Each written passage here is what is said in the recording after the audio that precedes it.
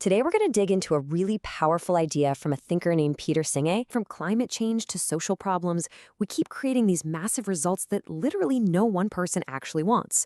So how on earth does that happen?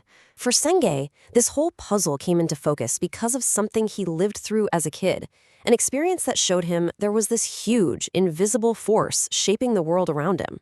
Now, it is kind of wild to picture it today, but the Los Angeles where Peter Senge grew up in the 1950s, he describes it as a paradise.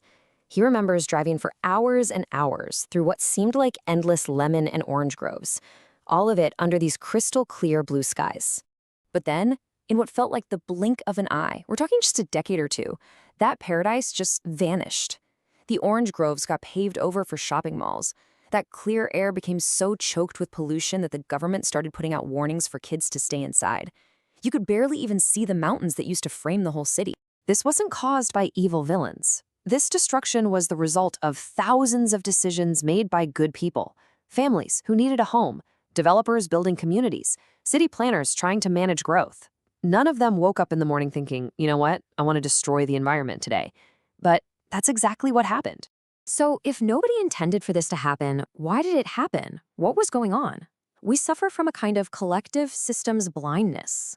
Senge's big idea is that we are fundamentally blind to the giant, interconnected systems that we're all a part of. We see our own individual actions, but we don't see how they ripple out through this incredibly complex web, and that's what leads to these huge, unintended consequences that nobody actually wants. Systems ignorance. That sounds a little abstract, right? So let's bring it down to earth. Think about something you do every single day. Plugging in your phone.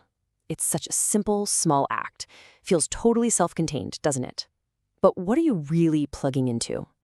That little socket in your wall, it connects you to a massive electrical grid.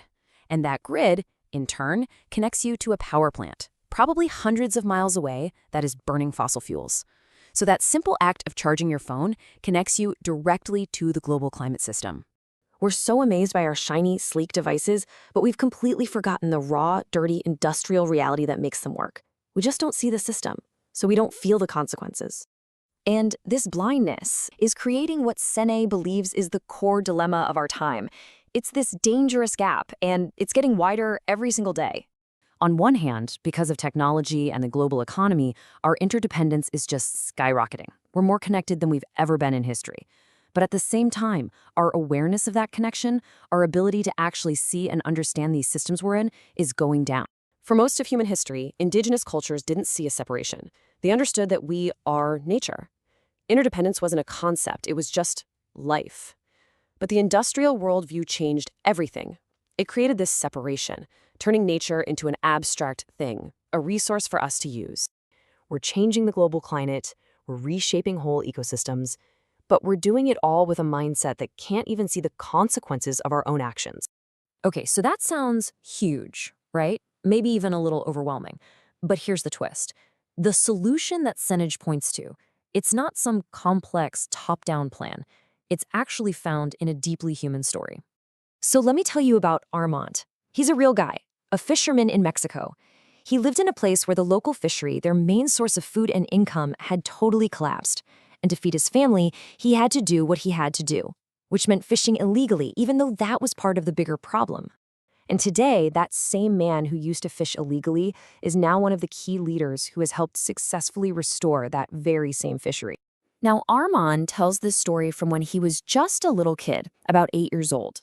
He'd been begging his dad for years to take him out fishing, and one day he finally did. His dad was a clam diver, and little Armand sat in the boat watching as his father disappeared under the surface of the water. And he waited, and he waited. You know how time works when you're a kid. It felt like an eternity. He started to get scared, then he started to panic, thinking his dad had drowned, that he was all alone out there on the water. But then, just as he's about to lose it, his dad breaks the surface, and he's got this huge, joyful smile on his face. And he doesn't say anything about the clams or the money they'll make. He just looks at his son and says, "I only hope that someday you will see how beautiful it is down there."